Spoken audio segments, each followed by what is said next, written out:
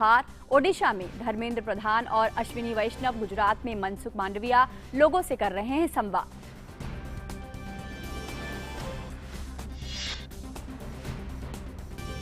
भारत ने राष्ट्रव्यापी कोविड टीकाकरण अभियान के तहत अब तक 57 करोड़ 22 लाख से अधिक टीके लगाए।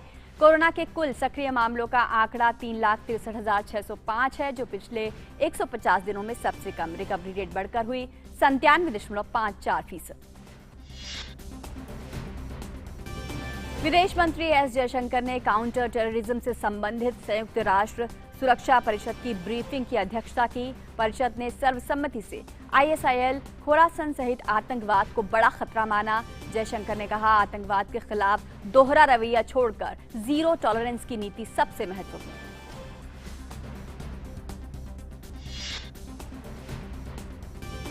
अफगानिस्तान में स्थिति बनी हुई है तनावपूर्ण। हजारों अफगान और विदेशी नागरिक अभी भी देश से बाहर निकलने के लिए कर रहे हैं संघर्ष। नाटो महासचिव जेंस स्टोल्टनबर्ग ने अफगानिस्तान में स्थिति पर चर्चा करने के लिए नाटो के विदेश मंत्रियों की आपात बैठक बुलाई। और सबसे पहले बड़ी खबर पर नजर डालते हैं।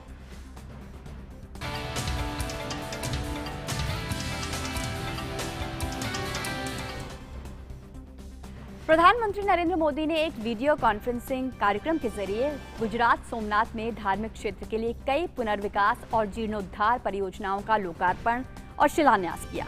परियोजनाओं की लागत 100 करोड़ से ज्यादा है, जिनमें जूना सोमनाथ मंदिर का लोकार्पण भी शामिल है।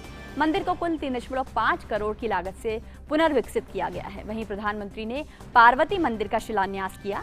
मंदिर को सोमनाथ ट्रस्ट ने ऐतिहासिक मूल्यों और श्रद्धालुओं की सुरक्षा सुविधा को ध्यान में रखकर विकसित किया है। वहीं प्रसाद परियोजना, जिसकी लागत 47 करोड़ की है, उसे श्रद्धालुओं के लिए सुविधा केंद्र, प्रदर्शनी स्थल और अन्य निर्माण कार्य को पूरा किया गया है। उन्होंने नए कार्यों को युवाओं के लिए प्रेरणादायक बताया और इतिहास के प्रति समझ बढ़ाने का भी जरिया बताया। यहाँ आने वाले श्रद्धालु जूना सोमनाथ मंदिर के भी आकर्षक स्वरूप का दर्शन करेंगे, नए पार्वती मंदिर का दर्शन करेंगे। इससे यहां नए अवसरों और नए रोजगार का भी सृजन होगा। यहां समुद्र दर्शन पथ, प्रदर्शनी, पिलग्रिम प्लाजा और शॉपिंग कॉम्प्लेक्स भी पर्यटकों को आकर्षित करेंगे। सोमनाथ एग्जीबिशन गैलरी का लोकार्पण भी हुआ है। इससे हमारे युवाओं को, आने वाली पीढ़ी को उस इतिहास से जुड़ने का, हमारी आस्था को उसके प्राचीन स्वरूप में देखने का, उसे समझने का एक अवसर भी मिलेगा। प्रधानमंत्री ने सोमनाथ मंदिर के पुनर्निर्माण की यात्रा को एक वैचारिक निरंतरता का प्रतीक बताया। उन्होंने डॉक्टर राजेंद्र प्रसाद, सरदार पटेल के योगदान को याद किया और मंदिर को आधुनिक भारत के दिव्य स्तंभ के रूप में करार दिया। उन्होंने कहा कि इतिहास से सीखकर वर्तमान ठीक करना चाहिए और नया भविष्य बनाने पर नजर होनी चाहिए। उन्होंने अयोध्या में बन रहे राम मंदिर को नए भारत का प्रकाशित स्तंभ करार दिया। सोमनाथ मंदिर की पुनर्निर्माण से लेकर भव्य विकास की ये यात्रा केवल कुछ सालों या कुछ दशकों का परिणाम नहीं है। ये सदियों की दृढ़ इच्छा शक्ति और वैचारिक निरंतरता का परिणाम है। डॉक्टर राजेंद्र प्रसाद जी, सरदार वल्लभ भाई पटेल और कमा मुंशी जैसे महानुभावों ने इस अभियान के लिए आजादी के बाद भी कठिनाइयों का सामना किया, लेकिन आखिरकार 1950 में सोमनाथ मंदिर आधुनिक भारत के दिव्य स्तंभ के रूप में स्थापित हो गया। आज राम मंदिर के रूप में नए भारत के गौरव का एक प्रकाशित स्तंभ भी खड़ा हो रहा है। उन्होंने सोमनाथ मंदिर को बार बार हुए हमलों का जिक्र किया और मंदिर को संहार में भी सृजन का प्रतीक बताया। प्रधानमंत्री ने कहा कि सोमनाथ प्रभात क्षेत्र यानी ज्ञान क्षेत्र कहलाता है। उन्होंने कहा कि सत्य को असत्य और आस्था को आतंक से कुचला नहीं जा सकता। विश्व के लिए एक विश्वास है और एक आश्वासन भी है। जो तोड़ने वाली शक्तियां हैं, जो आतंक के बलबूते साम्राज्य खड़ा करने वाली सोच है, वो किसी कालखंड में कुछ समय के लिए भले हावी हो जाए, लेकिन उसका अस्तित्व कभी स्थायी नहीं होता। वो ज्यादा दिनों तक मानवता को दबाकर नहीं रख सकती। प्रधानमंत्री ने देश के धार्मिक स्थलों को एक भारत श्रेष्ठ भारत की एक रूपरेखा करार दिया। उन्होंने कहा कि इतिहास और आस्था का मूल भाव है सबका साथ, सबका विकास, सबका विश्वास और सबका प्रयास। सबका साथ, सबका विकास, सबका विश्वास और सबका प्रयास। 12 ज्योतिर्लिंग पूरे भारत को आपस में पिरोने का काम करते हैं। इसी तरह हमारे चारों धामों की व्यवस्था, हमारे शक्ति पीठों की संकल्पना, हमारे अलग अलग कोनों से अलग अलग तीर्थों की स्थापना, हमारी आस्था की ये रूपरेखा वास्तव में एक भारत श्रेष्ठ भारत की भावना की ही अभिव्यक्ति है। वहीं उन्होंने कहा कि पर्यटन मंत्रालय देश में इस तरह के आधारभूत संरचना विकास की ओर बढ़ रहा है, जिसकी बदौलत सांस्कृतिक समृद्धि को जानने समझने का अवसर मिलेगा ही, साथ ही पर्यटन क्षेत्र में रोजगार के नए अवसर भी सृजित होंगे।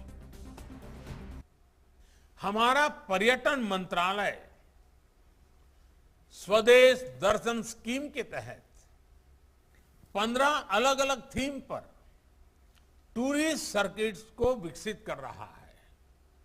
इन सर्किट से देश के कई उपेक्षित इलाकों में भी पर्यटन और विकास के अवसर पैदा होंगे। 2014 में देश ने इसी तरह तीर्थ स्थानों के विकास के लिए प्रसाद स्कीम की भी घोषणा की थी।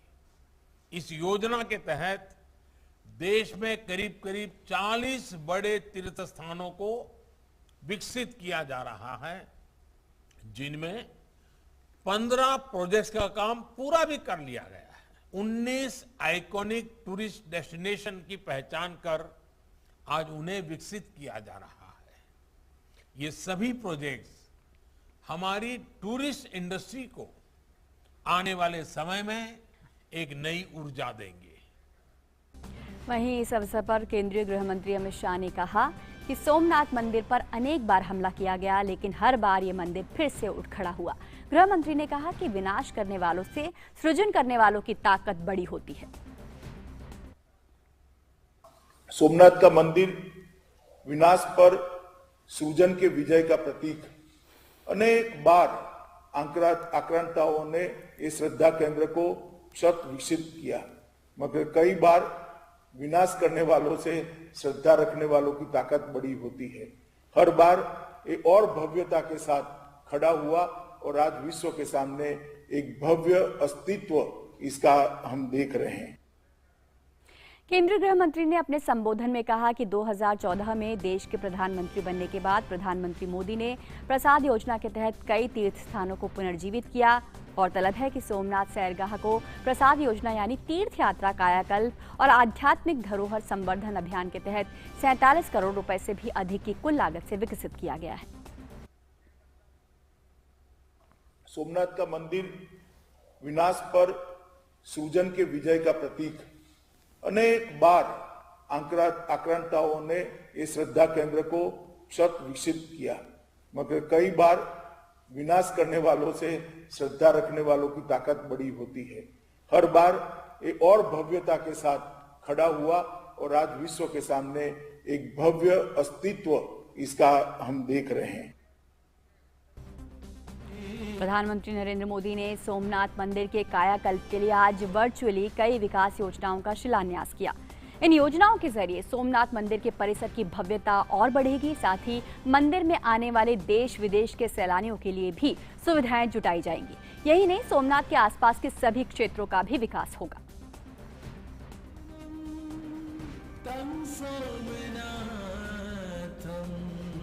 सततं नमामि।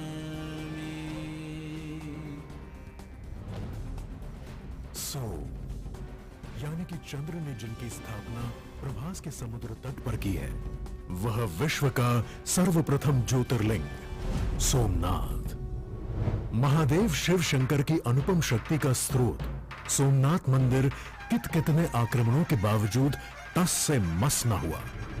गुजरात के पुत्र श्री सरदार वल्लभ भाई पटेल के प्रयासों से श्री सोमनाथ मंदिर का नवनिर्माण हुआ। हमारे देश के माननीय प्रधानमंत्री श्री नरेंद्र मोदी जी ने बतौर ट्रस्टी व अध्यक्ष पिछले 10 वर्षों में सोमनाथ के विकास को नई दिशा दिखाई। उनके नेतृत्व में मंदिर के गर्भगृह व शिखर के कलश को स्वर्ण मंडित और लाइट एंड साउंड से मंदिर को रोशन किया गया। विविध अतिथि भवन में यात्रियों को विश्व स्तरीय सुविधा दिलाई एवं राम मंदिर निर्माण व भालका तीर्थ का नव निर्माण कर आज सोमनाथ के माहौल को ऐसा बनाया है कि यहां आने वाले यात्रियों की संख्या में 5 गुनी वृद्धि हुई। और इसी वृद्धि को आगे ले जाते हुए माननीय नरेंद्र मोदी जी आज असंख्य भक्तों के लिए पर्यटन, आध्यात्म व इतिहास से जुड़े स्थलों का लोकार्पण व शिलान्यास कर रहे हैं, जिसमें सर्वप्रथम है सोमनाथ के प्राकृतिक सौंदर्य को ध्यान में रखकर भारत सरकार के पर्यटन मंत्रालय की प्रसाद योजना अंतर्गत बनाया गया समुद्र दर्शन पथ। समुद्र के किनारे बनाया गया 1.5 किलोमीटर लंबा यह समुद्र दर्शन पथ श्री सोमनाथ मंदिर से लेकर त्रिवेणी संगम तक सागर की उछलती लहरों को आगे बढ़ने से रोकेगा और भगवान शिव शंकर से मिलने आ रहे दर्शनार्थियों को लहरों से बातें कराएगा। पब्लिक एड्रेस सिस्टम व सीसीटीवी सुरक्षा से सुसज्जित यह वॉकवे दर्शनार्थियों को सुरक्षित और सलामत रखेगा। बच्चों से लेकर बुजुर्गों तक हर कोई इस पथ का आनंद लेने आएगा और साथ ही स्थानीय लोगों के लिए लेकर आएगा रोजगार के नए अवसर। इसी श्रृंखला में इतिहास से जुड़ा पहलू है सोमनाथ प्रदर्शनी गैलरी। यह गैलरी मात्र मंदिर स्थापत्य की थीम पे बनी है। श्री सोमनाथ मंदिर के खंडित अवशेषों को यहां संजो के रखा गया है। मंदिर की वास्तुकला, स्थापत्य का महत्व एवं अन्य जानकारी हिंदी एवं इंग्लिश भाषा के साथ ब्रेल लिपि में भी दी गई है ताकि हर एक व्यक्ति हमारे भव्य इतिहास से रूबरू हो पाए।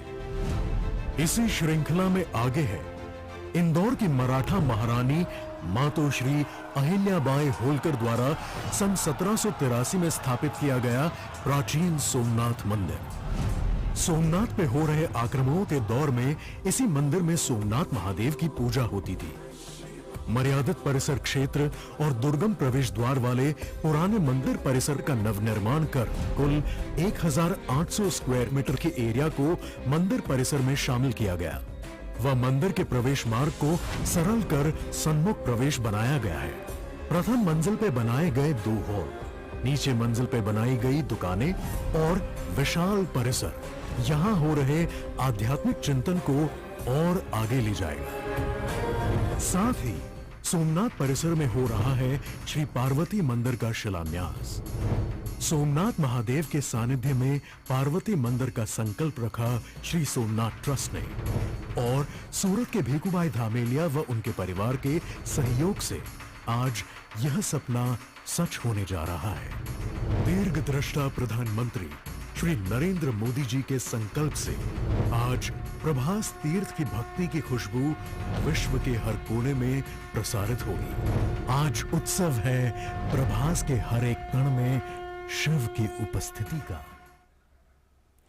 सत्यम शिवम सुंदरम की अवधारणा को और मजबूत करेगा, दुनिया तक पहुंचाएगा सोमनाथ का ये भव्य मंदिर। शिव आशुतोष कहलाते हैं, जरा सी बात में संतुष्ट हो जाते हैं, लेकिन शिव की दिव्यता को, उनके आध्यात्म को, उनकी शक्ति को एक नए स्वरूप में ये मंदिर अब जन जन तक पहुंचाएगा। और सोमनाथ मंदिर की विशेषताओं की अगर बात करें, इसकी खूबियों की बात करें, दुनिया जिसके लिए भारत को जानती है, सोमनाथ मंदिर गुजरात को जानती है, उन पर अगर नज़र डाली जाए तो अगर कुछ दो पंक्तियों में इसका जिक्र किया जाए तो नहीं मिटूंगा घनघोर तिमिर से भी सनातन धर्म का प्रभात हूं मैं, नहीं मिटूंगा तिमिर से भी सनातन धर्म का विश्वास हूं मैं, सदाशिव का वास आस्था और विश्वास जानिए मुझे सोमनाथ हूं मैं। सोमनाथ हमारी सनातन धर्म, हमारी संस्कृति का प्रतीक है, हमारे भारत का प्रतीक है पूरी दुनिया में, और पूरी दुनिया सोमनाथ के दर्शन के लिए भक्त श्रद्धालु यहाँ पर आते हैं। केवल आराधना का केंद्र नहीं है बल्कि आध्यात्म का, हमारे सनातन संस्कृति का प्रतीक है। सोमनाथ मंदिर भारत के 12 ज्योतिर्लिंगों में महत्वपूर्ण स्थान रखता है, सर्वप्रथम स्थान रखता है। कई सदियों से भारत की सनातन धर्म और आध्यात्म का प्रतीक बना हुआ है। कई आक्रांताओं ने इस पर हमले किए लेकिन इसकी नींव को हिला नहीं सके हैं। कई बार इसको तोड़ने की कोशिश की गई, इसे हिलाने की कोशिश की गई, लेकिन इस विशाल वट वृक्ष से हर बार नई कोपलें फूट पड़ी हैं। इसे आज भी भारत के 12 ज्योतिर्लिंगों में सर्वप्रथम ज्योतिर्लिंग के रूप में माना व जाना जाता है और केवल देश से ही नहीं दुनिया भर से श्रद्धालु यहाँ पर पहुँचते हैं। ये मंदिर गर्भगृह, सभा मंडप और नृत्य मंडप 3 प्रमुख भागों में विभाजित है और इसमें अब कई नई चीजें जोड़ी गई हैं। इसका 150 फुट ऊंचा शिखर है, वो शिखर जो जानो मान पड़ता है कि आसमान को छू रहा हो। इसके शिखर पर स्थित कलश का भार 10 टन है और इसकी ध्वजा 27 फुट ऊंची है। ये सारी खासियतें हैं सोमनाथ मंदिर के वास्तु के, शिल्प के, जिसे कई बार कई दौर में कई राजाओं ने इसका जीर्णोद्धार किया है।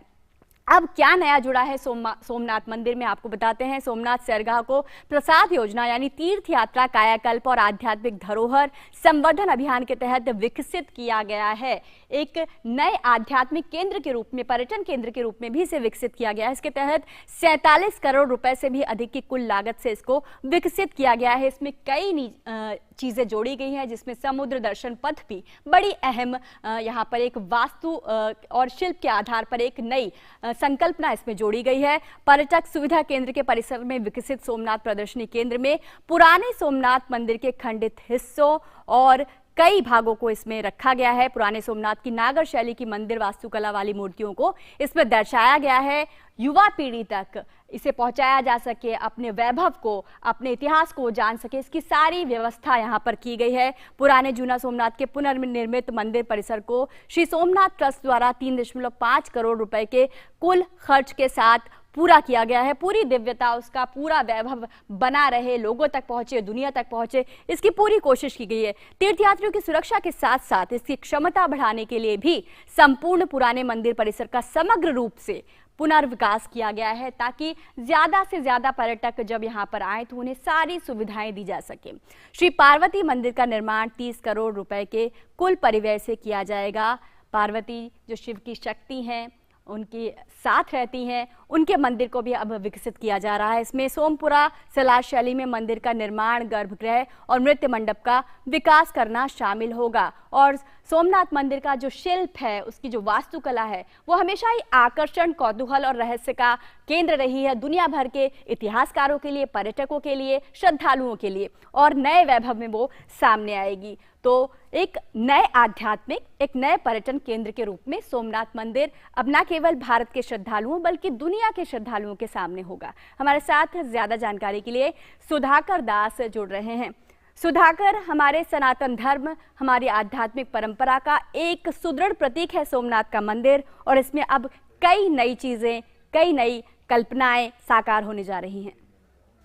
जी बिल्कुल, देखिए बहुत महत्वपूर्ण है और देश और दुनिया के तमाम श्रद्धालुओं के लिए एक बहुत महत्वपूर्ण क्षण, क्योंकि 3 जो अहम प्रोजेक्ट्स उनका लोकार्पण पीएम मोदी ने किया है और एक प्रोजेक्ट का उन्होंने शिलान्यास किया है। तो एक तरह से ये जो सुविधाएं हैं श्रद्धालुओं के लिए, पर्यटकों के लिए, उन सुविधाओं को तो बढ़ाएगा ही, बल्कि जो एक वैश्विक मानचित्र पर सोमनाथ को और प्रतिष्ठित तरीके से और आभा के साथ स्थापित करेगा। तो उस लिहाज से कह सकते हैं बेहद ही महत्वपूर्ण दिन। लेकिन उससे भी बड़ी बात जिन चीजों को प्रधानमंत्री ने सामने रखा, एक तरह से सोमनाथ आतंक पर आस्था की जीत का प्रतीक है। और प्रधानमंत्री मोदी के शब्दों में अगर कहें तो ऐसा हो सकता है कि आतंक कुछ समय के लिए हावी हो जाए, लेकिन आतंक कभी भी स्थायी भाव नहीं होता है। जीत अंत में मानवता की ही होती है, और उसको प्रेजेंट कंटेक्स्ट में देखने की जरूरत है, खासतौर पर एक ऐसे वक्त में जब पूरी दुनिया आतंक की चुनौतियों को झेल रही है। उसमें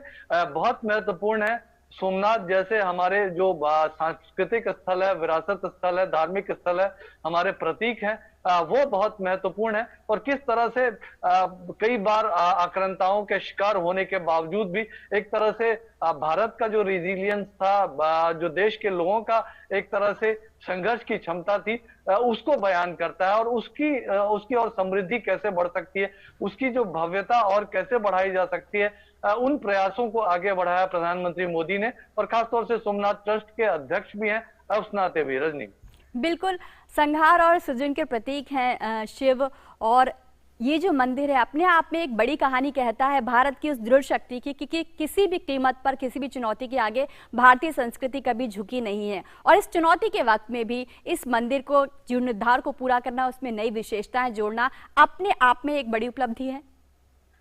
बिल्कुल बिल्कुल, बहुत महत्वपूर्ण उपलब्धि है। और एक तरह से प्रधानमंत्री ने इस बात को रखा भी कि जो भारत के सांस्कृतिक स्थल है, जो आस्था के जगह है, वो न सिर्फ एक भारत और श्रेष्ठ भारत के प्रतीक है। ज्योतिर्लिंगों का उन्होंने उदाहरण दिया, जो 12 ज्योतिर्लिंग है या 4 धाम है, किस तरह से पूरे भारत को कनेक्ट करते हैं। तो साथ ही साथ ये सबका साथ, सबका विकास, सबका विश्वास के साथ सबके प्रयास की भावना को भी आगे बढ़ाते हैं। तो उसी भावना को आगे लेकर जाने की जरूरत है। अब देखिए किस तरह से कितनी बार सोमनाथ मंदिर को लूटा गया, हमला किया, लेकिन बार बार ये मंदिर उसी आकार में और भी ज्यादा भव्यता के साथ, और भी ज्यादा मजबूती के साथ खड़ा हुआ, और लाखों करोड़ों श्रद्धालुओं की ये प्रेरणा स्थल बना हुआ है। और निश्चित तौर पर इस तरह के जो तमाम जो एक तरह से देश के श्रद्धा के केंद्र हैं, उनको एक तरह से आगे बढ़ाने की जो कोशिशें की जा रही है। राम मंदिर निश्चित तौर पर एक उदाहरण है, जो नए भारत, समृद्ध भारत की जो झलक है, वो जो राम मंदिर की स्थापना फिर से हो रही है अयोध्या में, उसमें उसकी झलक दिख सकती है। तो साथ ही साथ चाहे बुद्धिस्ट सर्किट हो, रामायण सर्किट हो, उनको जो आगे बढ़ाया जा रहा है इंटरनेशनल एयरपोर्ट्स के जरिए, आधुनिक सुख सुविधाओं के जरिए, कनेक्टिविटी बढ़ाकर जो हमारे विरासत स्थल है उनका जो एक तरह से जीर्णोद्धार हो रहा है, ये एक तरह से प्रतीक है भारत को एक प्राचीन वैभव जिसके लिए भारत जाना जाता था, उस स्थिति में भारत लौटे, भारत का गौरवगान पूरे विश्व में हो, तो उसकी कोशिश एक तरह से मोदी सरकार की तरफ से की जा रही है। रजनी, बिल्कुल, और यहाँ पर जो गैलरी बनाई गई है इस मंदिर का अपने आप में ऐतिहासिक महत्व भी बहुत ज्यादा है। देश का युवा अपनी इसे ऐतिहासिक धरोहर से जुड़ सके, ना केवल उसे एक धार्मिक केंद्र माने बल्कि उसकी आध्यात्मिकता को समझे, उसके ऐतिहासिक महत्व को समझे, इसके लिए भी प्रयास किए गए। जी बिल्कुल, एक चंद पंक्तियां किसी शायर ने कही है कि अपने पुरखों की विरासत को संभालो वरना अब की बारिश में ये दीवार भी ढह जाएगी। हालांकि ये सोमनाथ की दीवार कभी ढहने वाली नहीं थी, कभी ढह भी नहीं पाई आक्रांताओं के लगातार आक्रमण के बावजूद।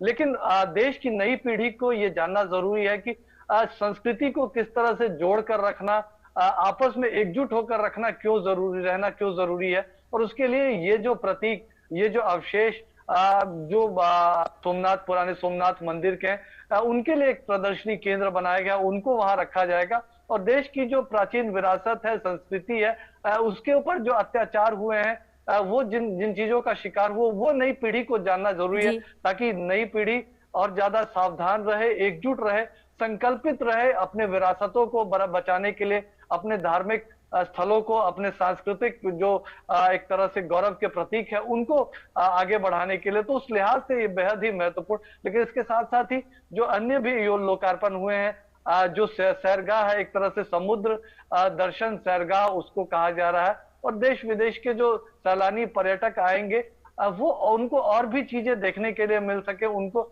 और भी ज्यादा सुविधाएं उपलब्ध हो सके, उस मकसद के साथ इसको बनाया गया है। पुराने जो जूना सोमनाथ मंदिर का, अहिल्या बाई मंदिर जिसको कहा जाता है, उसका जीर्णोद्धार हुआ है। हमने देखा कि किस तरह से एक पुराने रूप में वो मंदिर नए तरीके से बनाया गया। शिव के साथ शक्ति का भी वास होता है, और तमाम ज्योतिर्लिंगों में, चाहे वैद्यनाथ धाम की बात हो जाए या तमाम ज्योतिर्लिंगों की बात हो जाए, शिव के साथ शक्ति का वास रहता है। तो शक्ति के प्रतीक पार्वती का नया मंदिर का जो शिलान्यास किया गया है, तो वो भी एक तरह से सोमनाथ के गौरव को और ज्यादा बढ़ाने वाला है। रजनी, बिल्कुल, किसी ने कहा भी है कि उज्जवल भविष्य चाहते हो तो मुट्ठी में इतिहास रखो, तो अपने इतिहास के वैभव को समेटे और आगे बढ़ रहा है सोमनाथ मंदिर। बहुत बहुत शुक्रिया सुधाकर आपका हमारे साथ जुड़ने के लिए। और अब बात करते हैं ताजा खबर की।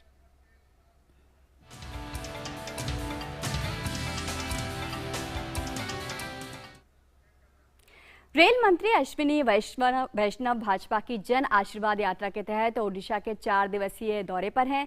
रेल मंत्री अश्विनी वैष्णव ने रायगढ़ में जन आशीर्वाद यात्रा के दौरान रेलवे के डिविजनल ऑफिस का निरीक्षण किया।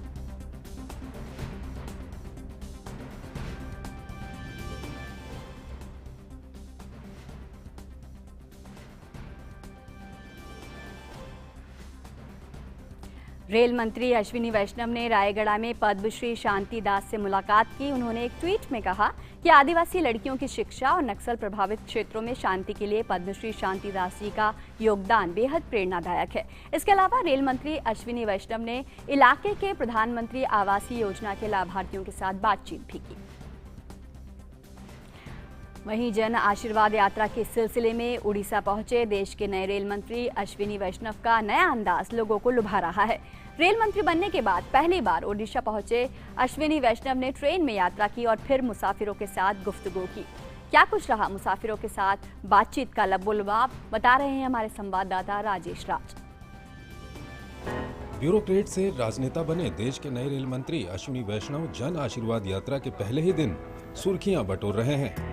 ये सुर्खियां अनायास नहीं हैं, बल्कि किसी रेल मंत्री के द्वारा पहली बार सामान्य बोगियों में सफर कर मुसाफिरों से यात्रा का अनुभव साझा करने को लेकर मिली है।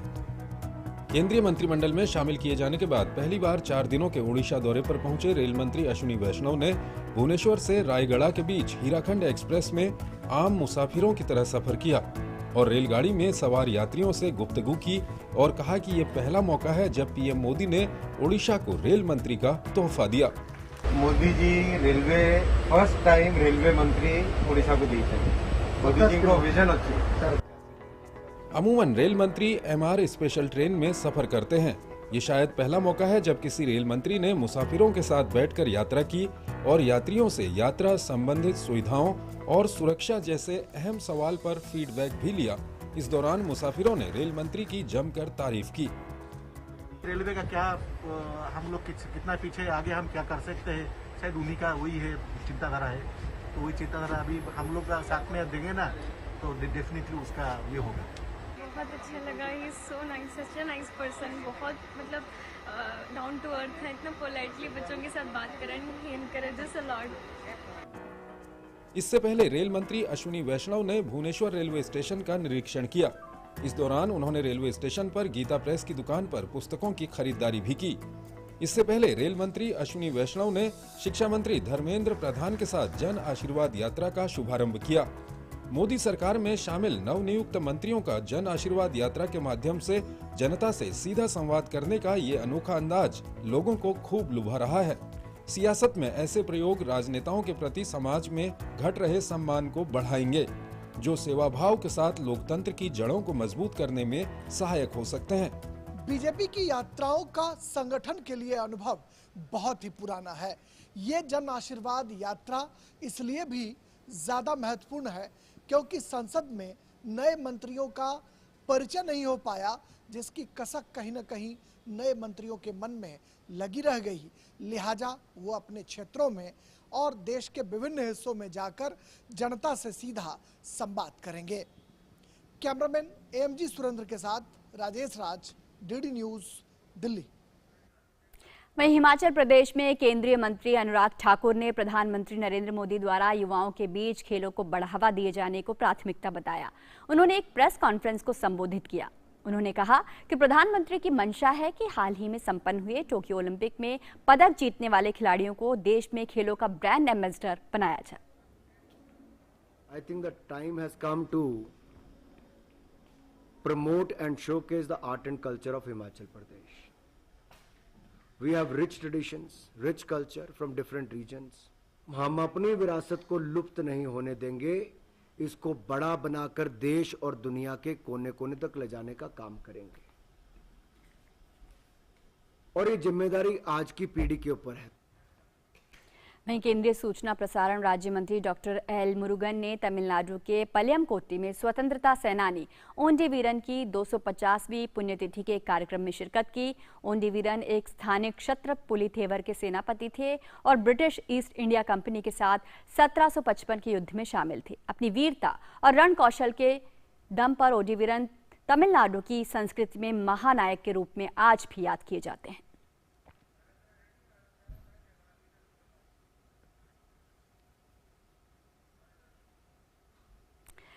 तो भाजपा के नेता जन आशीर्वाद यात्रा के जरिए जनता से जुड़ने की कोशिश कर रहे हैं, संवाद स्थापित कर रहे हैं। हमारे साथ ज्यादा जानकारी के लिए हमारे संवाददाता शैलेंद्र मिश्र जुड़ गए हैं।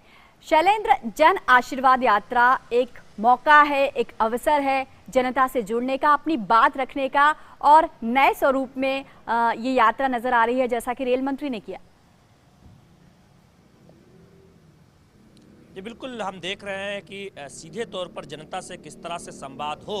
इस जन आशीर्वाद यात्राओं के जरिए तमाम जो मोदी सरकार के नए बने मंत्री हैं वो जनता से जुड़ रहे हैं, बीजेपी कार्यकर्ताओं के साथ संवाद कर रहे हैं, स्थानीय नेताओं से बातचीत कर रहे हैं और साथ ही साथ उनके मंत्रालय से संबंधित विभाग को लेकर वहाँ पर जो सुविधाएं हैं उसका जायजा भी ले रहे हैं। जिस तरह से रेल मंत्री अश्विनी वैष्णव ने ट्रेन में यात्रा की और लोगों से सीधे तौर पर फीडबैक लिया, ये अपने आप में दिखाता है कि किस तरह से तमाम मंत्रालयों के कामकाज में जनता का फीडबैक बहुत ज़रूरी है और उसको लेकर भी ये जन आशीर्वाद यात्रा में दिख रहा है। हम जानते हैं कि बीजेपी की संसदीय दल की जो बैठक हुई थी जब मानसून सत्र चल रहा था, तब प्रधानमंत्री नरेंद्र मोदी ने इस बात पर जोर भी दिया था कि आगे किस तरह से कामकाज को बढ़ाया जाना है और तमाम कल्याणकारी योजनाओं को लेकर जो बदलाव आया है ज़मीनी स्तर पर उस पर जनता की फीडबैक लेना, जनता की राय लेना भी बहुत ज़रूरी है। और हम देख रहे हैं कि जो ये जन आशीर्वाद यात्रा हो रही है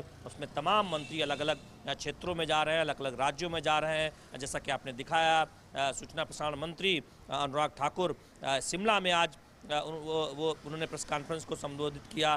सूचना प्रसारण राज्य मंत्री तमिलनाडु में है, इसके साथ ही साथ अश्विनी वैष्णव ओडिशा में हैं, जयपुर और अजमेर में केंद्रीय मंत्री भूपेंद्र यादव हैं, इसके साथ ही साथ जी किशन रेड्डी जन आशीर्वाद यात्रा निकाल रहे हैं, किरण रिजिजू जन आशीर्वाद यात्रा निकाल रहे हैं। तो इस तरह से तमाम मंत्री जो जन आशीर्वाद यात्रा निकाल रहे हैं सीधे तौर पर जनता से संवाद भी कर रहे हैं, फीडबैक भी ले रहे हैं और साथ ही साथ मानसून सत्र के दौरान जो विपक्ष का, खासतौर पर कांग्रेस पार्टी का जो रवैया रहा है सदन को ना चलने देने का, हंगामा करने का और मंत्रियों का, नए मंत्रियों का परिचय ना होने देने का, इस पर खास तौर पर बताया जा रहा है जनता को कि किस तरह से कांग्रेस पार्टी ने नए बने मंत्रियों का सदन में परिचय नहीं होने दिया। जब परिचय कराने के लिए प्रधानमंत्री नरेंद्र मोदी खड़े हुए, किस तरह से हंगामा हुआ था और जो एक परंपरा रही है सदन की कि जब भी कोई केंद्र में नया मंत्री बनता है तब परिचय कराया जाता है, लेकिन उस परिचय के दौरान भी सदन में गतिरोध पैदा किया गया। तो इस बात को भी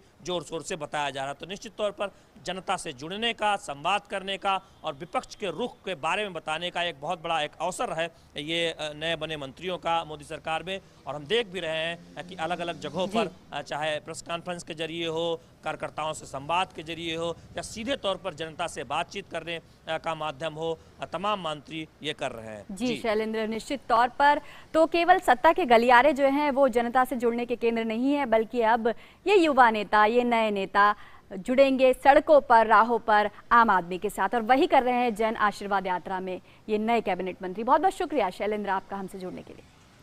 और अब नजर डालते हैं अन्य राष्ट्रीय खबरों पर।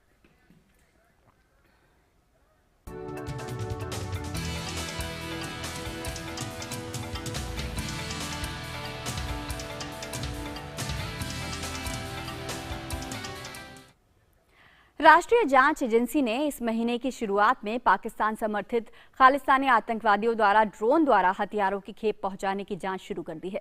पाकिस्तान समर्थित खालिस्तानी आतंकवादियों ने ड्रोन की मदद से हैंड ग्रेनेड और 100 पिस्टल कारतूस के साथ एक परिष्कृत टिफिन बम की डिलीवरी की थी। ये खेप 9 अगस्त को स्वतंत्रता दिवस से ठीक पहले पंजाब के अमृतसर जिले के लोपोक के सब डिवीजन के दल के गांव में एक नाले के पास गिराई गई थी, जिसके बाद राज्य को हाई अलर्ट पर रखा गया था।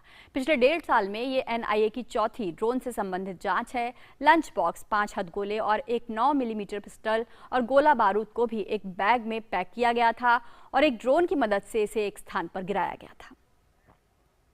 वहीं जम्मू कश्मीर में पुलवामा जिले के पैम्पोर में ख्रू क्षेत्र में आज सुबह सुरक्षा बलों के साथ मुठभेड़ में 2 आतंकी मारे गए हैं।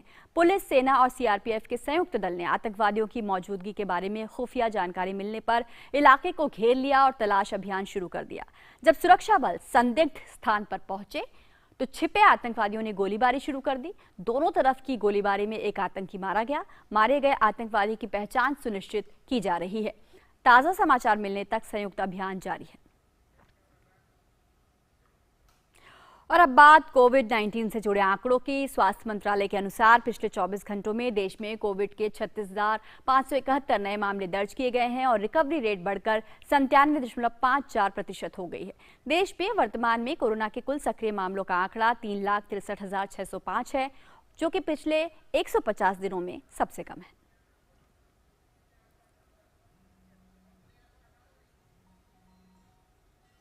वहीं कोरोना के खिलाफ टीकाकरण अभियान में भारत तेजी के साथ आगे बढ़ रहा है। केंद्रीय स्वास्थ्य और परिवार कल्याण मंत्रालय के मुताबिक राष्ट्रव्यापी टीकाकरण अभियान के तहत देश में अब तक 57,22,81,000 से अधिक कोविड टीके लगाए गए हैं। पिछले 24 घंटों में 54,71,282 से अधिक टीके लगाए गए। और देश में कोरोना संक्रमण की जांच क्षमता में भी काफी वृद्धि देखी जा रही है। भारतीय चिकित्सा अनुसंधान परिषद के मुताबिक देश भर में 19 अगस्त तक कुल 50,26,00,000 से अधिक नमूनों का परीक्षण किया गया। इनमें 19 अगस्त को 18,86,271 नमूनों की जांच भी की गई। और आज पूर्व प्रधानमंत्री राजीव गांधी की 77वीं जयंती है। केंद्रीय रक्षा मंत्री राजनाथ सिंह, कांग्रेस अध्यक्ष सोनिया गांधी के अलावा विभिन्न राजनीतिक दलों के नेताओं ने आज संसद भवन में उन्हें पुष्पांजलि अर्पित की। प्रधानमंत्री नरेंद्र मोदी ने भी पूर्व प्रधानमंत्री और दिवंगत नेता राजीव गांधी को श्रद्धांजलि दी। उन्होंने एक ट्वीट संदेश में कहा, हमारे पूर्व प्रधानमंत्री श्री राजीव गांधी जी को उनकी जयंती पर श्रद्धांजलि।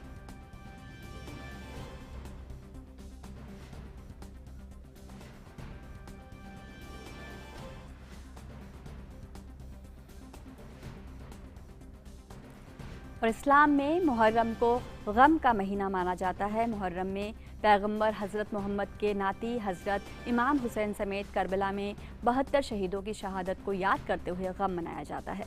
प्रधानमंत्री नरेंद्र मोदी ने मुहर्रम पर ट्वीट करते हुए हज़रत इमाम हुसैन के बलिदान को याद किया। उन्होंने ट्वीट कर कहा कि हम हज़रत इमाम हुसैन के बलिदान को याद करते हैं और उनके साहस के साथ साथ न्याय के प्रति प्रतिबद्धता को याद करते हैं। उन्होंने शांति और सामाजिक समानता को बहुत महत्व दिया।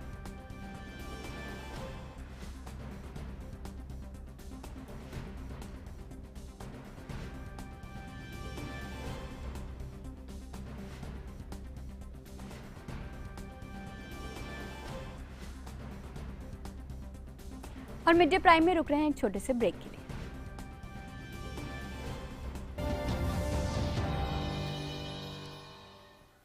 पढ़ता है, खेलता है, झूलता उछलता है, दौड़ता कभी कभी दौड़ कराता है, आगे आगे बढ़ता है इंडिया, अमूल दूध पीता है इंडिया। आओ बच्चों तुम्हें सिखाए भाषा स्वाभिमान की, आत्मनिर्भर बनेगा भारत, बातें होगी शान की, आत्मनिर्भर हम, आत्मनिर्भर हम। बच्चों, मैं भी आत्मनिर्भर बनूंगी, पर कैसे? लोहा तांबा खनिज मिले सब इस धरती के आंगन में, इतना आशीर्वाद छुपा है इस धरती के कण कण में, हर एक जरूरत अपनी खुद ही जब पूरी कर पाएंगे, आत्मनिर्भर भारत की हम तब बुनियाद बनाएंगे, आत्मनिर्भर हम। संकल्प है हमारा कि धरती के ये आशीर्वाद हम देश की सेवा में ला सकें, देश की जरूरतों के लिए, एक आत्मनिर्भर भारत के लिए। वेदांता। ब्रेक के बाद मिड डे प्राइम में आपका स्वागत है और अब देखते हैं अर्थ जगत से जुड़ी खबरें।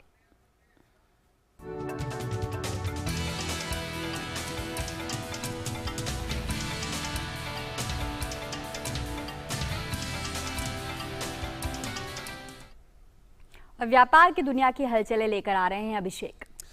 शुक्रिया रजनी। और आज शेयर बाजार की शुरुआत बहुत अच्छी नहीं रही है। खराब शुरुआत के बीच शेयर बाजार खुला, करीब 470 अंक की इसमें भारी गिरावट देखी गई और हालांकि ये गिरावट कुछ देर में और बढ़ी और करीब 616 अंक तक शेयर बाजार गिर चुका था।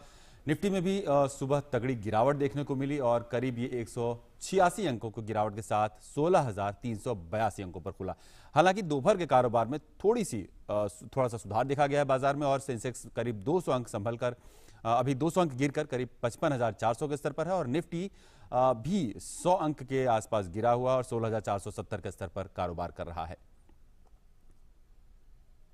उधर वैश्विक आर्थिक सुधार के धीमा होने की आशंकाओं के बीच दुनिया भर में तेल की कीमतें लगभग 3 महीने में अपने सबसे निचले स्तर पर गिर गई हैं।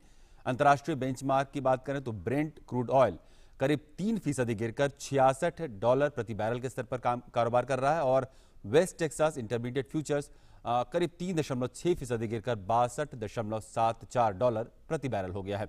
दोनों बेंचमार्क मई महीने के बाद से अपने सबसे निचले दैनिक स्तर पर हैं। नवंबर की शुरुआत से डॉलर भी अपने सबसे मजबूत स्तर पर है, जिससे दुनिया भर के तेल बाजारों की चिंताएं बढ़ी हैं। दूसरी तरफ कोविड महामारी के बाद जो दुनिया की आर्थिक तरक्की थी उसकी रफ्तार में आने वाले दिनों में धीमापन की उम्मीदों के बीच, खासकर चीन जैसी प्रमुख अर्थव्यवस्थाओं में धीमेपन की उम्मीदों के बीच तेल की मांग में दुनिया भर में कमी की आशंका जताई जा रही है। नई दिल्ली में सराफा बाजार में आज सोने की कीमतों में मामूली लेकिन तेजी रही। सोना करीब 30 रुपए की मजबूती के साथ 48,190 रुपए प्रति 10 ग्राम के स्तर पर पहुंच गया है। 19 अगस्त को करीब 48,160 रुपए के भाव पर बंद हुए थे।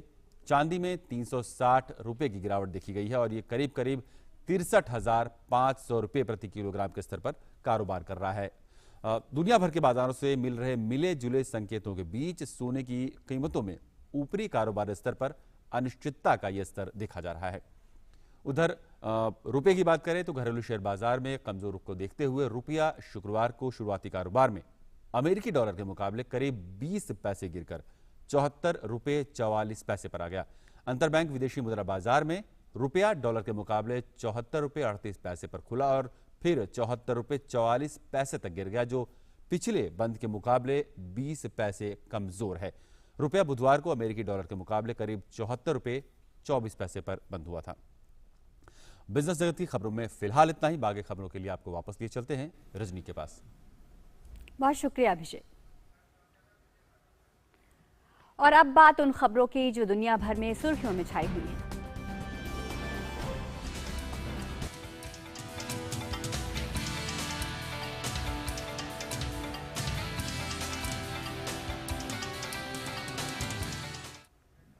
विदेश मंत्री एस जयशंकर ने संयुक्त राष्ट्र सुरक्षा परिषद में आतंकवादी कृत्य से अंतर्राष्ट्रीय शांति और सुरक्षा के खतरे के विषय पर संबोधित करते हुए दुनिया को चेताया है कि वह आतंकवाद रूपी बुराई से कभी समझौता न करे। उन्होंने अफगानिस्तान की स्थिति को चिंताजनक करार दिया। विदेश मंत्री ने आतंकवाद से मिलकर लड़ने की अपील की और कहा कि इसके लिए चाहिए कि आतंकवाद को न तो न्याय संगत ठहराया जाए और न ही आतंकवादियों का महिमा मंडन किया जाए और न ही इस पर दोहरा रवैया हो।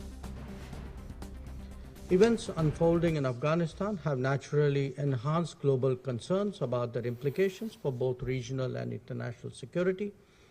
The heightened activities of the proscribed Haqqani network justifies this growing anxiety.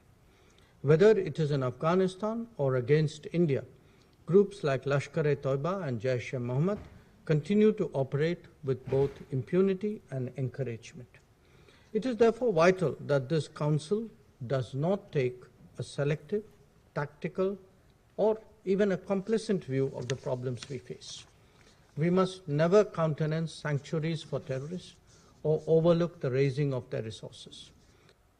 सुरक्षा परिषद की बैठक के बाद संवाददाताओं से बात करते हुए विदेश मंत्री ने कहा कि भारत ने लंबे समय से सीमा पार आतंकवाद का दंश झेला है। इस तरह के आतंकवाद से दूसरे देश भी पीड़ित हैं। आतंकवाद केवल आतंकवाद है, इसलिए सुरक्षा परिषद इस पर ध्यान दे। Of the longer perspective, I mean, we have a historical relationship with the Afghan people, and I think that relationship will continue to guide our thoughts and outlook. विदेश मंत्रालय ने अफगानिस्तान में सभी भारतीय नागरिकों से सहायता के लिए मंत्रालय के विशेष अफगानिस्तान प्रकोष्ठ से तत्काल संपर्क करने का आग्रह किया है। मंत्रालय ने 24 घंटों में कार्य करने वाले विशेष अफगानिस्तान प्रकोष्ठ के लिए अतिरिक्त फोन नंबर जारी किए हैं। नंबर है 91114901 67839111 49016784 और 91114901 6785। व्हाट्सएप नंबर है 9180100611 290919599 321199 और 917704204204499944। विशेष प्रकोष्ठ से ईमेल situation@mea.gov.in पर भी संपर्क किया जा सकता है।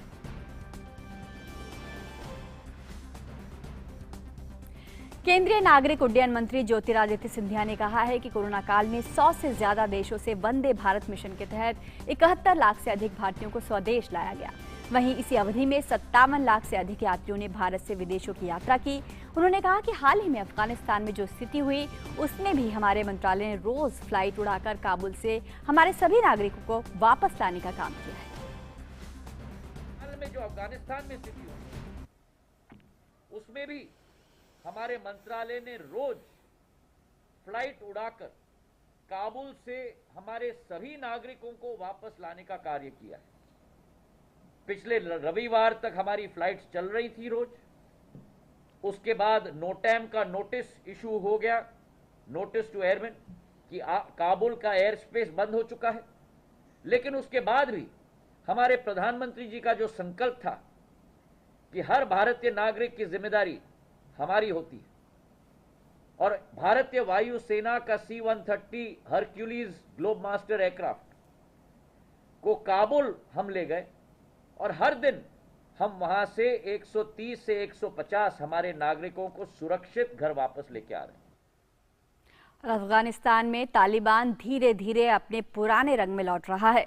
तालिबान के ताज़ा निशाने पर पत्रकार और उनके परिजन हैं। जर्मनी की समाचार संस्था डॉचे वेले में काम करने वाले एक पत्रकार को निशाना बनाने निकले तालिबानी आतंकियों ने उनके एक परिजन को गोली मारकर मौत के घाट उतार दिया है। तालिबान काफी समय से घर घर जाकर पत्रकारों की तलाश में थे। ताज़ा घटना के बाद पत्रकार के परिजनों में खौफ है और वे अपने घर छोड़कर भाग रहे हैं। जानकारी के मुताबिक डॉचे वेले में कम से कम 3 पत्रकारों के घरों में तालिबानी आतंकी छापेमारी कर चुके हैं। DW के महानिदेशक ने बयान जारी कर पत्रकारों को निशाना बनाए जाने की निंदा की और जर्मन सरकार से कार्रवाई की मांग की है। वहीं नाटो के विदेश मंत्रियों की आज एक आपात बैठक होगी। इसमें अफगानिस्तान के हालात पर विचार विमर्श किया जाएगा। नाटो के महासचिव जेंस स्टोल्टेनबर्ग ने ट्वीट कर बताया है कि मैंने नाटो विदेश मंत्रियों की असामान्य वर्चुअल बैठक बुलाई है। इसका लक्ष्य हमारे गहरे समन्वय को बरकरार रखना और अफगानिस्तान के बारे में एक जैसे दृष्टिकोण पर चर्चा करना है।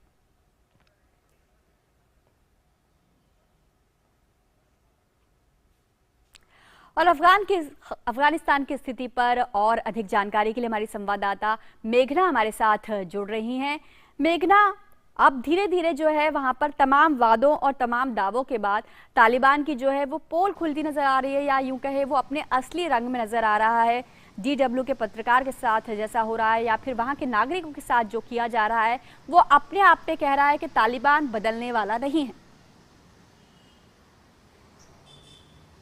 जी देखिए, जिस तरह के जो प्रोटेस्ट्स कई जगहों पर भी नज़र आ रहे हैं, कुछ जगहों पर असादाबाद की अगर हम बात करें, जलालाबाद की बात करें, तो पिछले कुछ दिनों में कुछ जगहों पर प्रोटेस्ट्स विरोध एक तरीके का नज़र आया था लोगों की तरफ से तालिबान के खिलाफ। लेकिन ये भी देखा जा रहा है कि तालिबान जिस तरीके से विरोध प्रदर्शन को कुचलने की कोशिश कर रहा है, लेकिन उसके अलावा ये भी है कि पत्रकारों को निशाना बनाया जा रहा है। DW के जो रिलेटिव फैमिली के जो व्यक्ति रह रहे थे अफगानिस्तान में, उनको गोली मारकर उनकी हत्या कर दी गई है। हालांकि वो जर्नलिस्ट जर्मनी में फिलहाल सेफ हैं, लेकिन फिर भी जिस तरीके का हमला झेलना पड़ रहा है पत्रकारों के परिवारों को भी, और जिस तरीके से तालिबान हमला करने की कोशिश कर रहा है, ऐसे लोगों को ढूंढने की कोशिश कर रहा है, ये बहुत ही चिंताजनक विषय है। उसके अलावा चूंकि जिस तरीके से रजनी आपने कहा कि परिस्थिति वापस से उसी तरह की बन रही है जैसा लोगों ने अंदेशा लगाया था, और यही वो रीज़न है जिसके कारण अभी भी हम एयरपोर्ट के बाहर भारी भीड़ देख सकते हैं। जी। यूएस के जो पर्सनल जो एयरपोर्ट को गार्ड कर रहे हैं, जिन्होंने एयरपोर्ट का कंट्रोल संभाल रखा है, उनको टियर गैस का इस्तेमाल करना पड़ रहा है ताकि क्राउड को वो डिस्पर्स कर सकें, क्योंकि बहुत ज़्यादा भारी भीड़ लगी है। हमने कई सोशल मीडिया पर भी वीडियोस देखे हैं, फोटोग्राफ्स देखे हैं, जहां एयरपोर्ट के बाहर लोग मुशक्कत कर रहे हैं कि ताकि वो एयरपोर्ट के अंदर घुस सके। कुछ लोगों के पास वीज़ा है, लेकिन इतनी ज़्यादा भीड़ है कि उसे कंट्रोल करना मुश्किल हो जा रहा है। और बिल्कुल निश्चित तौर पर जो है वो हालात सामान्य नहीं कहे जा सकते अफगानिस्तान में। बहुत बहुत शुक्रिया आपका हमारे साथ जुड़ने के लिए। और अब देखते हैं खेल जगत की खबरें।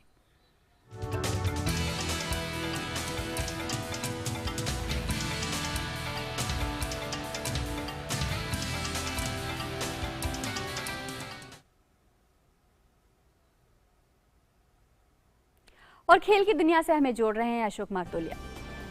शुक्रिया रजनी। खेल प्राइम में खबरों की शुरुआत करते हैं फिट इंडिया से।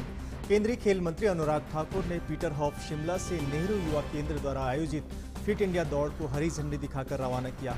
कार्यक्रम का लक्ष्य देश के युवाओं को स्वास्थ्य के प्रति जागरूक और प्रेरित करना है। कार्यक्रम में नेहरू युवा केंद्र के उपाध्यक्ष दिनेश प्रताप सिंह एवं निदेशक सैमसन मैसी उपस्थित थे।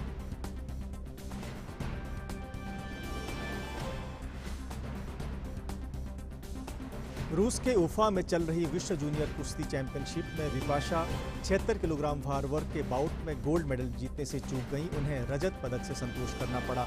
फाइनल में अमेरिकी पहलवान काइली वेलकर ने विपाशा को तकनीकी दक्षता के आधार पर शिकस्त दी।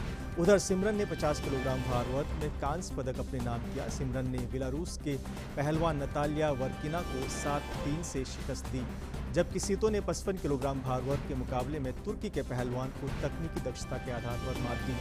इस प्रतियोगिता में भारत ने अभी तक शानदार प्रदर्शन किया है। इससे पहले पुरुषों की फ्री स्टाइल में भारत ने 1 रजत सहित 6 पदकों के साथ अपना अभियान समाप्त किया था। भारत को पीटी उषा जैसी सर्वश्रेष्ठ ट्रैक एंड फील्ड स्टार देने वाले मशहूर कोच ओएम नाम्बियार का निधन हो गया है। वह 89 साल के थे। उन्होंने कोझिकोड जिले के वडाकरा में अपने रिहायशी घर पर अंतिम सांस ली।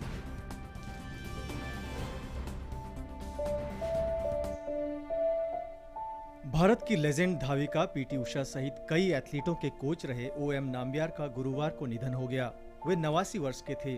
केरल के कोझिकोड जिले के रहने वाले नाम्बियार ने एयरफोर्स के साथ करियर की शुरुआत की थी। उन्होंने पीटी उषा को काफी युवा अवस्था में ट्रेनिंग देनी शुरू की और उनके सर्वश्रेष्ठ प्रदर्शन पर पहुंचने में अहम भूमिका निभाई। केंद्रीय खेल मंत्री अनुराग ठाकुर ने द्रोणाचार्य अवार्डी और पद्मश्री से सम्मानित नाम्बियार के निधन पर दुख जताते हुए ट्वीट किया। उन्होंने कहा, मैं पद्मश्री ओम नाम्बियार जी के परिवार के प्रति अपनी गहरी संवेदना व्यक्त करता हूँ, जिनका निधन हो गया। उन्होंने पीटी उषा सहित कई प्रमुख भारतीय एथलीटों को कोचिंग दी। भारतीय खेल में उनके योगदान को हमेशा याद रखा जाएगा। ओम शांति।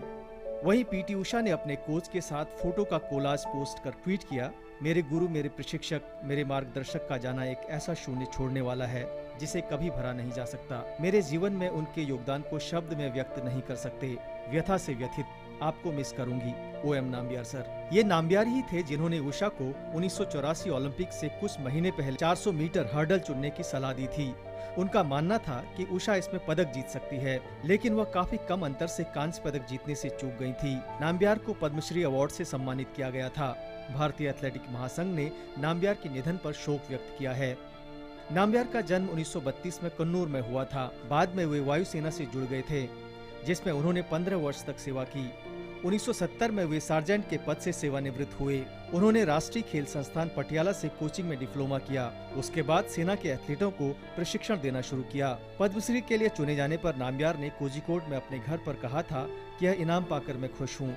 हालांकि यह मुझे काफी पहले मिल जाना चाहिए था, लेकिन मैं तब भी खुश हूँ। उनके जाने से भारतीय एथलेटिक्स को एक गहरी क्षति पहुंची है। Sports desk, DD news.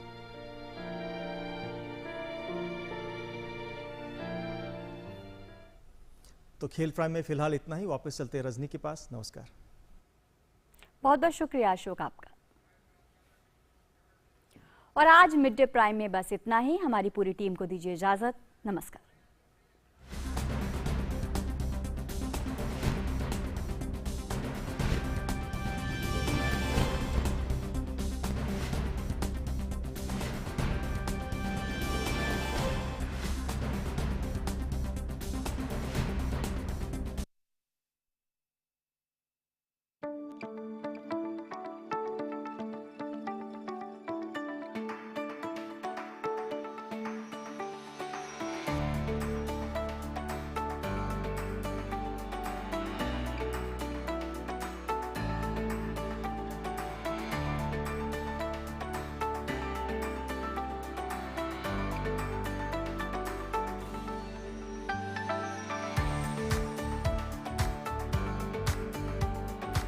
Bharat में अब तक डायरेक्ट बेनिफिट ट्रांसफर के जरिए करीब 17.5 लाख करोड़ रुपए सीधे लाभार्थियों के खाते में भेजे जा चुके हैं।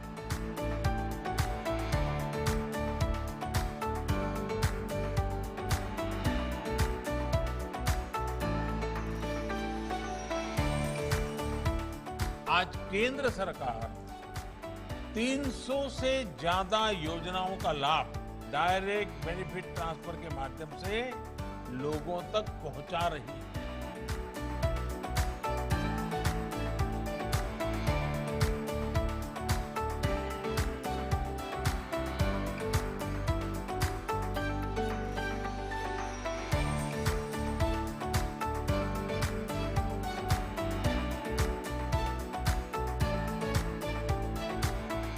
राशन हो, एलपीजी गैस हो, इलाज हो, स्कॉलरशिप हो, पेंशन हो, मजदूरी हो, घर बनाने के लिए मदद हो, ऐसे अनेक लाभ डीबीटी से मिल रहे हैं।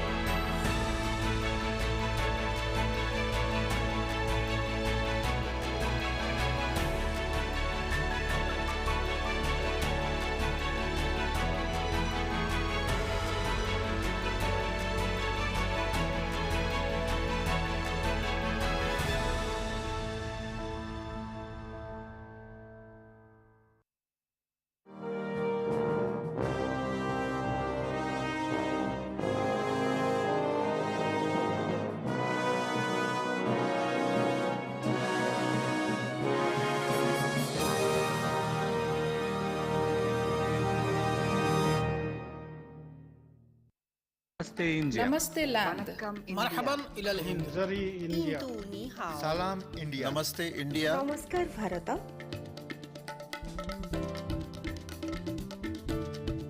मुई इंडिया। नहनु हुनूर इंडिया। माँ हिंदी हस्ती। हिंदियानी। सलाम Hindustan. We are India.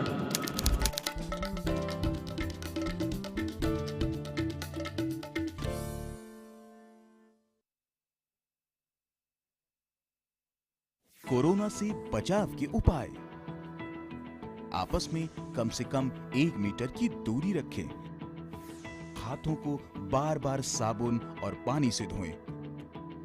60% alcohol आधारित सैनिटाइजर का प्रयोग करें। मास्क से चेहरे को ढक कर रखें। छींकते या खांसते समय नाक और मुंह को रुमाल या टिश्यू से ढकें। प्रयोग किए गए टिश्यू को तुरंत कूड़ेदान में डालें।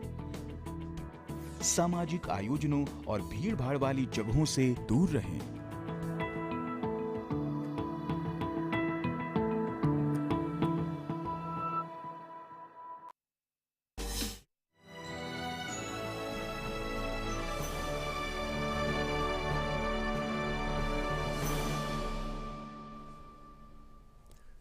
नमस्कार, डॉक्टर स्पीक में आप सभी का स्वागत है। मैं हूं अश्विनी कुमार मिश्र। कोरोना के खिलाफ देश की जंग काफ़ी मजबूत हो चल रही है। फ्रंटलाइन वर्कर्स हो या फिर आम आदमी, हर कोई इस वायरस के खिलाफ कमर कसकर लड़ाई लड़ रहा है। लेकिन अभी भी हमें इस चुनौती को कमज़ोर करके नहीं आंकना है, क्योंकि ये बड़ी भूल होगी। क्योंकि कोरोना का प्रभाव अब भी देश के कुछ हिस्सों में बरकरार है और वहाँ पर मामले चिंताजनक स्थिति में ही है, खासकर अगर बात करें केरल की तो।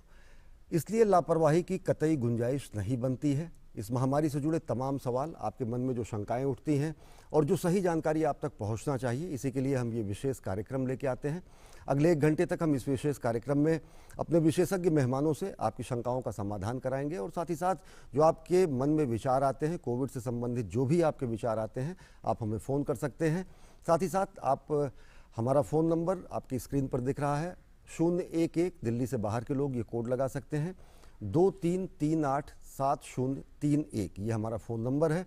इस पर आप फ़ोन करके सीधे हमारे विशेषज्ञों से पूछ सकते हैं और साथ ही साथ डीडी न्यूज़ के फेसबुक पेज पर आप जाकर हमसे सवाल पूछ सकते हैं।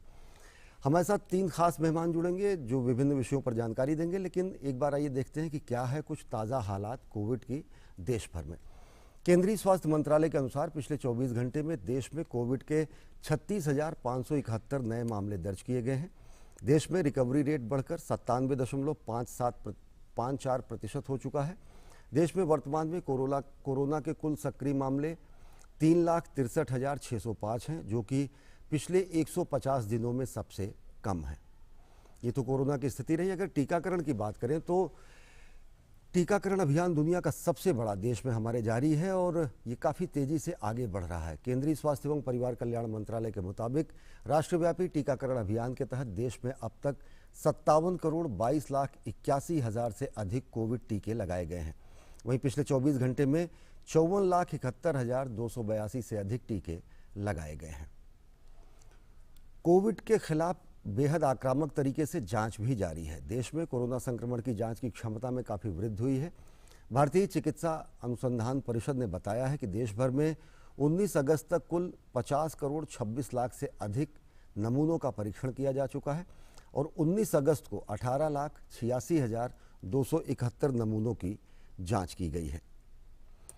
हमारे साथ 4 खास मेहमान जुड़े हुए हैं जो कि आपकी शंकाओं का समाधान करेंगे। हमारे साथ जुड़ चुके हैं डॉक्टर सुमित्रा रावत, जो कि मेंबर हैं कोविड-19 नेशनल टास्क फोर्स। हमारे साथ जुड़ चुके हैं प्रोफेसर डॉक्टर जीडी पुरी, जो कि इंचार्ज हैं कोविड-19 पीजीआई चंडीगढ़। हमारे साथ जुड़ चुके हैं doctor Sanjay Wadhwa, professor and head of department medicine and rehabilitation, AIIMS Delhi. और साथ ही साथ हमारे साथ एक और ख़ास मेहमान जुड़ेंगे।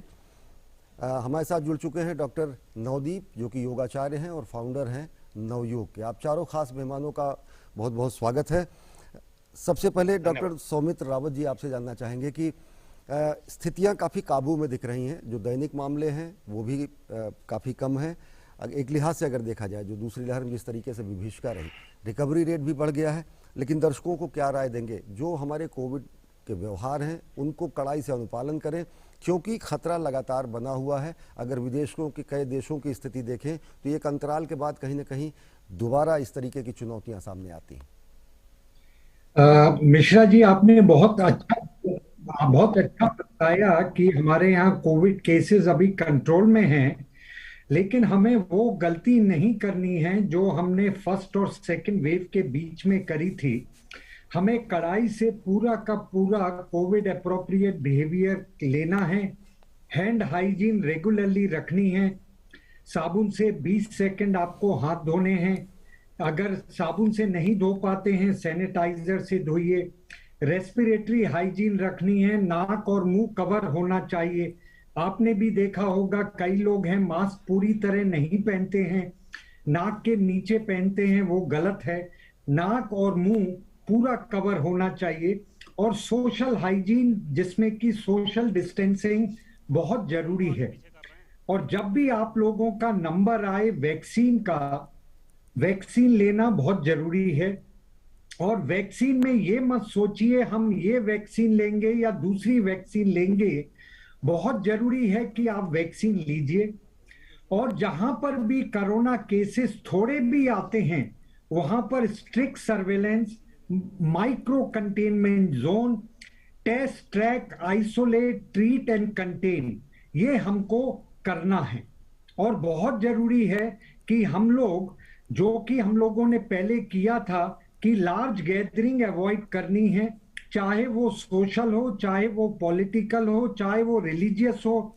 जैसे यंग लोग हैं पहले पार्टीज वगैरह करते थे, 20-20, 30-30 लोगों की पार्टी होती थी। शादियों में 200-200 लोग इकट्ठे होते थे। जी। हमें पूरा का पूरा कोविड एप्रोप्रिएट बिहेवियर फॉलो करना है, ये सबसे ज्यादा जरूरी है। जी, प्रोफेसर जीडी पुरी साहब, आपसे जानना चाहेंगे कि जिस तरीके से डॉक्टर सौमित्र जी कह रहे हैं कि ये कड़ाई से अनुपालन तो होना ही है, लेकिन हम अगर देखें जो फेस्टिविटीज़ आते हैं, जो फेस्टिवल आते हैं, बड़ों की हम बात कर रहे हैं ख़ास तौर से, और अब बच्चों के स्कूल भी खुल रहे हैं। बड़े की जो हरकतें होती हैं, बड़ों की हरकतों को बच्चे हर हालत में उसको वो एडॉप्ट करते हैं। अगर बड़े जो हैं वो कड़ाई से अनुपालन नहीं कर रहे हैं, कैसे हम अपेक्षा करेंगे कि बच्चे कड़ाई से अनुपालन करें? तब जबकि विद्यालय खुल रहे हैं, स्कूल खुल रहे हैं, बच्चे स्कूल जाना शुरू करेंगे और ख़तरा उनके लिए भी बरकरार है। तो ऐसे में आप बच्चों के लिहाज से क्या, अभिभावकों को भी सलाह क्या देते हैं, और बच्चे फिर कैसे अपना बचाव करें तब जबकि वो एक्सपोजर में जाते हैं? नमस्कार जी। जैसे डॉक्टर रावत ने बताया कि कोविड अप्रोप्रिएट बिहेवियर, चाहे वो बच्चे हों, चाहे वो बड़े हों, चाहे वो बूढ़े हों, हाँ, हमें रोल मॉडल बनना होगा जी। ये नहीं कि सिर्फ बच्चों से एक्सपेक्ट करें और खुद ना बिहेव करें उस तरीके से। अब स्कूल देखिए, हम सारी उम्र कमरे में बैठ के तो नहीं गुजार सकते, काम चलना है, काम चलाना है, पर काम चलाते हुए हमें सारी वो चीजों का ध्यान रखना है, जैसे hand hygiene, social distancing, mask लगाना और गैदरिंग नहीं करना। तो इन चीजों के, गैदरिंग के बिना मास्क लगाने से सब काम हो जाता है, और जो वायरस है उसको फैलने से रोका जा सकता है। और एक बार अगर जो फैल गया तो उसको फिर वो तो इतनी तेजी से फैलता है, जैसे आपने लास्ट टाइम देखा कि सारे घर के सारे सदस्य ही पॉजिटिव आ जाते हैं उससे। तो इसलिए ये जो बिहेवियर है ये हमें मेंटेन करना है। स्कूलों में जैसे एग्जाम होते हैं या क्लासेस होती हैं, एक सीट छोड़ के बैठना, जब भी किसी को, टीचर्स को ध्यान रखना है कि जब भी किसी को किसी तरीके के लक्षण हो जिससे सस्पिशन हो, उसी वक्त उसको अलग करके घर भेजना, टेस्ट करवाना, regular testing of both the teachers as well as students whenever suspected, और रैंडमली भी, ये बहुत जरूरी है। पर ये कहना कि हम घर में बैठ जाए, स्कूल कॉलेज सब कुछ परमानेंटली बंद कर दें, अब दुकानें बंद कर दें, उससे तो बात नहीं चलेगी। ये दुनिया चलनी है, हमें एक नया नॉर्म्स क्रिएट हो गया है, उसको बस मेंटेन करना है, एपिसोडिकली नहीं, कंटिन्यूअसली। ये नहीं कि आज कोरोना के केस ज्यादा है तो आप घर में बैठ जाओ, मास्क डाल लो, आज कम हो गए, आप खुली छुट्टी करो और पार्टियां करो। यही मेरा सुझाव है, बड़ों से भी और बच्चों से भी। और बड़ों जब घर से भेजते हैं बच्चों को स्कूल के लिए, तो उनको सारी उनकी सुविधा साथ में, मास्क के साथ, हाइजीन, हैंड हाइजीन के लिए अगर कोई सैनिटाइजर दे सकते हैं, वैसे तो स्कूलों में भी बंदोबस्त होता है, रुमाल, कागज, जिससे वो अपने आप को गंदगी से बचा सके। जी, निश्चित तौर से। डॉक्टर संजय वाधवा साहब, आपसे जानना चाहेंगे, बच्चों के ही संदर्भ में लोगों में एक भ्रांति फैली काफ़ी तेज़ी से कि पहली लहर में बुजुर्ग बहुत ज़्यादा प्रभावित हुए, दूसरी लहर में युवा, जबकि आंकड़े इसको झुठलाते हैं, 1% का अंतर रहा। तीसरी लहर बच्चों के लिए इस तरीके से 1-2 बयान भी आए, बड़ा पैनिक भी हुआ। अब बच्चे जबकि एक्सपोजर में जा रहे हैं, जा सकते हैं, किस तरीके से आप देखते हैं बच्चों के लिए चुनौतियां और बच्चों के लिए ख़ास तरीके से मैनेजमेंट, जो स्कूल हो वो क्या कुछ करें? सरकारी गाइडलाइन तो है कि पूरे स्टाफ का वैक्सीनेशन होना बेहद ज़रूरी है, लेकिन बहुत सारे लोग उसके बाद भी कैरियर हो सकते हैं, बच्चे भी प्रभावित हो सकते हैं। तो इस लिहाज से आप क्या सलाह देंगे अभिभावकों के अलावा विद्यालय प्रशासन या फिर सामान्य प्रशासन को? सबसे जरूरी जो मेरी सलाह है कि जो सरकार ने गाइडलाइंस और दिशा निर्देश जारी किए हैं जी, उनका पूरी जिम्मेदारी के साथ पालन हो, चाहे वो स्कूल प्रशासन द्वारा हो, चाहे बच्चों के अभिभावकों द्वारा हो या आम जनता द्वारा हो। इसमें ढिलाई नहीं होनी चाहिए। आमतौर पे लोगों को ये लगता है कि ये तो किसी और को होगा, मुझे नहीं होगा। ये बहुत बड़ी गलतफहमी है, और इस वजह से लोगों की जो प्रोटेक्शन से रिलेटेड स्टेप्स हैं उसमें चूक हो जाती है, कोताही हो जाती है। तो हर व्यक्ति ससेप्टिबल है, हर व्यक्ति रिस्क में है, किसी में रिस्क थोड़ा ज्यादा है, किसी में कम है। ऐसा देखा गया है कि जैसे बड़ों लोगों में कुछ कोमॉर्बिड कंडीशंस हैं, जैसे डायबिटीज है, हाइपरटेंशन है, कोई क्रॉनिक डिजीज है, चाहे वो लंग्स का हो, चाहे किडनी का हो, लिवर का हो, उनमें कोविड का जो प्रभाव है वो ज्यादा गंभीर देखा गया है। बच्चों में कुछ नेचुरल इम्यूनिटी होती है, उसका वजह से उनको बचाव होता है। लेकिन एक चीज और जो हुई है पिछले कुछ महीनों में, जिस तरीके से समाज में जनता का टीकाकरण हुआ है कोविड के बचाव के संबंध में, उससे भी सोसाइटी में जैसे ज्यादा लोग वैक्सीनेट होंगे, प्रोटेक्टेड रहेंगे, तो इसका प्रभाव बच्चों की प्रोटेक्शन पर भी पड़ेगा, जिसको हम हर्ड इम्यूनिटी कहते हैं। जब ज्यादा से ज्यादा लोग टीकाकरण का लाभ उठा चुके होंगे तो समाज में इस वायरस का फैलाव कम हो जाएगा, लोगों में प्रतिरोधक क्षमता बढ़ेगी, और अगर वैक्सीन के बावजूद किसी को ये बीमारी भी होगी तो उसके परिणाम गंभीर नहीं होंगे। ऐसा आमतौर पर देखा गया है कि वैक्सीनेशन से मृत्यु और गंभीर बीमारी से बचाव होता है। इन्फेक्शन 100% बचेगा ये दावा नहीं किया जाता। तो मेरी सबसे प्रमुख सलाह है कि सरकार ने बहुत विस्तृत दिशा निर्देश और गाइडलाइंस जारी किए हैं और हर चीज से संबंधित जारी किए हैं। जैसे जैसे धीरे धीरे ओपनिंग हो रही है, पब्लिक ट्रांसपोर्ट खुल रहा है, स्कूल्स भी खुल रहे हैं, बाजार खुले हैं, इन सब को ध्यान में रखते हुए दिशा निर्देश जारी किए हुए हैं कि इनके बावजूद कैसे सुरक्षित रहना है, उसका अक्षरशः पालन होना चाहिए। ये सबसे जरूरी जिम्मेदारी है हम सबकी, वरना जैसे सेकंड वेव बहुत ही डिस्ट्रक्टिव थी, इसके बहुत गंभीर परिणाम हुए। हमें चाहिए जहां तक हो सके थर्ड वेव ना आए, और अगर आए तो हम उसके लिए पूरी तरह तैयार रहें। और इस तैयारी के लिए हमारा वायरस के बिहेवियर के ऊपर बस नहीं है, लेकिन हमारा अपने बिहेवियर पर तो पूरा बस है। निश्चित तौर से बिहेवियर कोविड एप्रोप्रिएट रखें, मेरा यही संदेश है। जी, बेहद महत्वपूर्ण आपकी सलाह है, इस पर लोगों को अमल भी करना चाहिए। डॉक्टर नवदीप जी आपसे जानना चाहेंगे, स्थितियां जिस तरीके से भी हैं, आशंकाएं जो भी हैं, किस तरीके से व्यक्ति अपनी जीवन शैली को या दिनचर्या को या फिर सुबह के कुछ व्यायाम या आसन या कुछ ऐसी चीज़ें जिससे आप शारीरिक मानसिक रूप से दृढ़ता तो अख्तियार करें ही, लेकिन अगर किसी तरीके की चुनौती भविष्य में कोविड संबंधी आती है उससे भी आप ओवरकम कर सकें, जिससे कि मान लीजिए जो एक्सरसाइजेज हैं या फिर व्यायाम है या योग है, इनका किस रूप से महत्व देखते हैं आगे की चुनौती से मुकाबला करने के लिए? जी डॉक्टर, ये बहुत अच्छा सभी डॉक्टर साहब ने अच्छा बताया है। मैं योग और प्राकृतिक चिकित्सा के अनुभव से आपको बोलता हूँ कि अब धीरे धीरे क्या हुआ है कि जैसे जैसे हम लोग आगे बढ़े हैं, सभी लोगों में योग संबंधी और आहार संबंधी एक सभी में सुझाव आया है, सब लोगों ने करना प्रारंभ किया है। उसके कारण भी लोगों की प्रतिरोधक क्षमता बढ़ी है। हमारा एक छंदोग उपनिषद में एक श्लोक आता है, आहार शुद्धो सत्व शुद्धो सत्व शुद्धो ध्रुवा स्मृति स्मृति लभ्ये सर्वग्रंथेना विमोक्षा। अर्थात आहार शुद्ध होने से अंतःकरण की शुद्धि होती है, और अंतःकरण की शुद्धि होने से बुद्धि निश्चल हो जाती है, और बुद्धि के निर्मल होने से हमें जो भ्रम की स्थिति है, जो डर की स्थिति है, वो भी ठीक होती है, और तब हम रिलैक्स रहते हैं, आनंद में रहते हैं। तो आहार का बहुत बड़ा रोल यहाँ पे बताया गया है। और जब हम आहार को ठीक से करते हैं, यानी कि जो हमारी भारतीय संस्कृति के आहार हैं, हमारे अलग अलग जो रीजनल जो आहार हैं, उन आहार को लेना, और ये लोगों ने शुरू भी किया है। बाहर अब धीरे धीरे लोगों ने जो फास्ट फूड है वो बहुत कम किया है, इसीलिए वो जो प्रतिरोधक क्षमता लोगों की बढ़ी है। और जहां तक बच्चों की जब हम बात आती है, बच्चे वही करते हैं जो हम लोग करते हैं। बहुत सारी चीजें हमने जब शुरू कर दी तो बच्चे भी उसको शुरू करते हैं, बच्चे भी डर रहे हैं, बच्चे भी उसको अपनाने की पूरी कोशिश कर रहे हैं।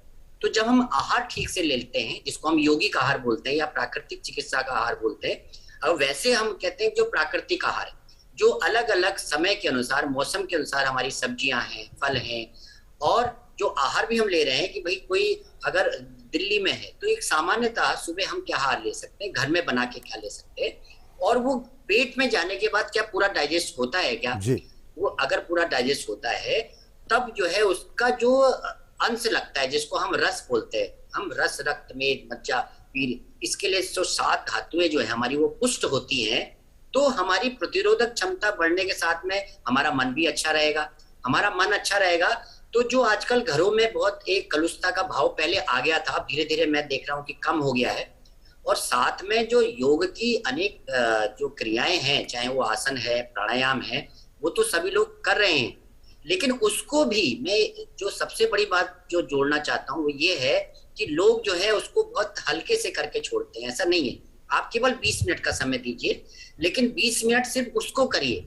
उस समय ऐसा नहीं है कि कोई और सारी चीजों को आप करें, तो केवल कंसंट्रेशन कि हमने 4 आसन करे, हमने भुजंग आसन करा, हमने पश्चिमोत्तानासन किया, हमने ताड़ आसन किया, तो केवल वहीं पे ध्यान लगाना, उसके सांसों पे ध्यान लगाना, ये बड़ा महत्वपूर्ण है। और मैंने देखा है आजकल बच्चे भी उसको देख देख के करने लगे, बच्चे उसको हंसी खेल में करेंगे, है ना, और हम लोग उसको एक सीरियस में करेंगे, तो ये बहुत अच्छा है। और इससे जो आने वाला जो सिचुएशन हम देख रहे हैं उससे हमें मदद भी मिलेगी और एक जो भय का वातावरण है वो ठीक होगा। निश्चित तौर से। डॉक्टर सौमित्र रावत जी, आपसे जानना चाहेंगे, जिस तरीके से हम चर्चा कर रहे हैं, एक हमारे दर्शक हैं विक्रमादित्य राव, फेसबुक पर सवाल पूछ रहे हैं, बच्चों को लेकर वो चिंतित भी हैं। वो कह रहे हैं कि बच्चों के वैक्सीन की वर्तमान में स्थिति क्या है, ये कब से शुरू हो पाएगी और क्या हम ये मान के चलें कि ये बच्चों के लिए सुरक्षित होगी? अभी ये एक मतलब एजम्पशन है आपका, भविष्य का सवाल पूछ रहे हैं, लेकिन फिर भी इनकी शंका का समाधान करें। विक्रमादित्य राव जी पूछ रहे हैं कि वैक्सीन बच्चों की कब तक सुरक्षित कितनी? उसमें ये है, जो वैक्सीन के बच्चों के ऊपर ट्रायल्स चल रहे हैं और कई कंट्रीज में ऑलरेडी वैक्सीनेशन बच्चों में स्टार्ट हो चुका है, जैसे कनाडा है, अमेरिका है, वहां पर स्टार्ट हो चुका है। और बच्चों का वही है, जैसे कि हमारे और डॉक्टर कोलीग्स ने भी बताया है, बच्चों की इम्यूनिटी बहुत अच्छी रहती है। लेकिन ये है कि जो वेव बाहर भी आई हैं, अमेरिका में, यूके में और जगह पे, इस बार बच्चे थोड़े ज्यादा इन्वॉल्व हुए हैं। तो इसके लिए वही है, कोविड एप्रोप्रिएट बिहेवियर हमें रखना है बच्चों के लिए। As and when vaccination available हो जाती है बच्चों के लिए, वो हमें बच्चों को वैक्सीन देनी है।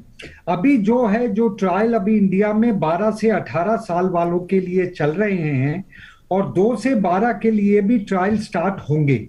और जैसे ही इसके रिपोर्ट एंड रिजल्ट्स आ जाते हैं, बच्चों को वैक्सीनेशन मिल जाएगा। और ये जरूरी भी है। और जो हमारी नेशनल टास्क फोर्स ने भी जो रिकमेंडेशन दिया है कि डेडिकेटेड कोविड पीडियाट्रिक हॉस्पिटल बनाए जाएं, adequate number of incubator and warmers दिए जाएं, एंड जो बच्चे हैं जब वैक्सीन आए उनको एनकरेज करना चाहिए वैक्सीन लेने के लिए। और बहुत अच्छी बात है कि गवर्नमेंट ने बहुत सारी, मतलब मेजॉरिटी ऑफ द रिकमेंडेशन मान भी ली हैं और उस पर काम भी बहुत चल रहा है। तो इस हिसाब से बच्चों के लिए अच्छा है, लेकिन बच्चों को भी वही एप्रोप्रिएट बिहेवियर रखना है जो हम लोग रख रहे हैं। अगर वो स्कूल में जा रहे हैं, उन्हें मास्क पहन के ही जाना होगा। और वहाँ सोशल डिस्टेंसिंग, जैसे डॉक्टर पुरी साहब ने बताई थी कि जब स्कूल में जाएं, एक डेस्क छोड़ के बैठें, जिससे कि सोशल डिस्टेंसिंग भी एडिक्वेट हो।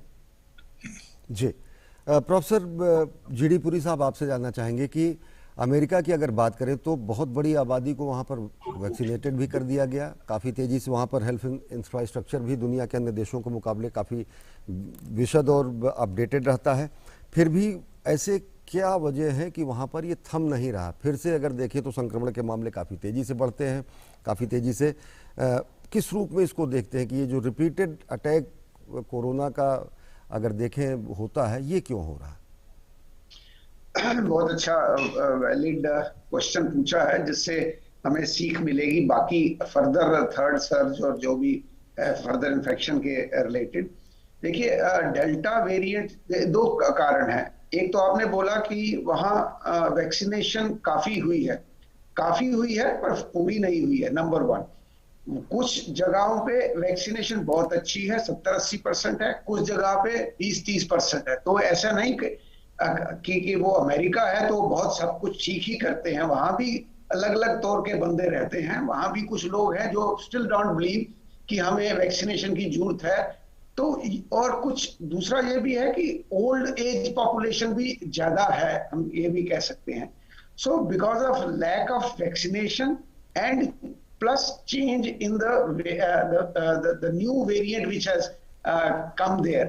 ये डेल्टा वेरिएंट जो वहां पहुंचा है उसके कारण भी वहां इन्फेक्शन ज्यादा फैला है। वो स्प्रेड काफी ज्यादा 2-3 टाइम्स ज्यादा स्प्रेड करता है नॉर्मल कोविड से। सो उसके कारण, और उससे ऐसा नहीं है कि वैक्सीनेशन से डेल्टा वेरिएंट के अगेंस्ट इम्यूनिटी नहीं होती। जो इम्यूनिटी दूसरे वेरिएंट से के 90% इफेक्टिवनेस है, तो डेल्टा के अगेंस्ट वो 80% इफेक्टिवनेस है। so, थोड़ी सी कम है इफेक्टिवनेस डेल्टा के अगेंस्ट, पर इफेक्टिव है।